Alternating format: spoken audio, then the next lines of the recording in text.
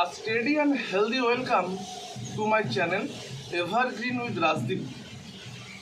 একটা কথা বলবো বা একটা বিষয় সম্পর্কে জানাবো। ধরে নিন যেটা গাছের একটা রোগটার নাম হচ্ছে ক্লোরোসিস। এই রোগটা সমস্ত গাছই প্রায় হয়ে থাকে। যেমন একটা অন্তঃসত্ত্বা মহিলা, তার যেমন প্রসব যন্ত্রণা রয়েছে, সেই টাইমে যখন তাকে একটা স্পেশাল ট্রিটমেন্ট করতে হয়, তেমনই না গাছের যখন ফুল হয় বা গাছ যখন ফুল দেয় তখন প্রচুর এনার্জি প্রডিউস করে গাছ এবং এনার্জি লস হয়। তো সেক্ষেত্রে গাছের একটা রোগ হয় যে গাছটির নাম ক্লোরোসিস। এই পাতাগুলো যদি ভালো করে লক্ষ্য করেন, দেখুন হলুদ হয়ে ছোপ হয়ে গেছে। এই রোগটার নামই হচ্ছে ক্লোরোসিস। তো সুতরাং এই রোগটা কিন্তু খুব যে একটা খারাপ রোগ তা নয়, এটা খুব সহজেই নিরাময় করা যায়, কিন্তু নিরাময় না করলে গাছের কিন্তু ক্ষতি হবে। গাছের কিন্তু যে শেপ, গাছের যে আকার, গাছের যে বৃদ্ধি, তাতে ব্যাহত হবে। তো সুতরাং আমরা চেষ্টা করবো এই ক্লোরোসিস রোগ হলে কি করব।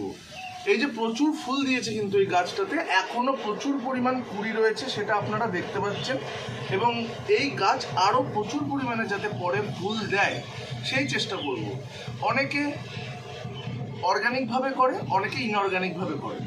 এই রোগটা হয় ন্যাচারালি গাছের পাতায় ক্লোরোসিস কমে যাওয়ার জন্য, ক্লোরোফিল কণা কমে যাওয়ার জন্য, ক্লোরোফিল কণা কমে যাওয়ার জন্য কি হয়, এই গাছের ক্লোরোসিস রোগটা হয়।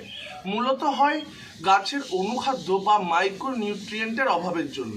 তো এর জন্য আমাদের কি করতে হতে পারে, এতে আমরা সরাসরি জিঙ্ক সালফেট দিতে পারি। যারা কি করেন যে কোনো রকম কোনো ইনঅর্গানিক জিনিস দেবেন না, তারা একটা জিনিস করতে পারেন, সেটা হচ্ছে প্রথমে চাল ধোয়া যে জলটা রয়েছে, চাল ধোয়ার সময় যে প্রথম জলটা রয়েছে, সেই জলটা যদি আপনারা সরাসরি গাছে দিয়ে দেন এবং এটি যদি 2 মাস সপ্তাহে 1 দিন করে করেন, সেটা খুব ভালো হবে এই গাছের জন্য। এছাড়া আপনারা পুরো অর্গানিক একটা প্রোডাক্ট রয়েছে পিআই ইন্ডাস্ট্রির, যেটার নাম হচ্ছে বায়োভিটা এক্স।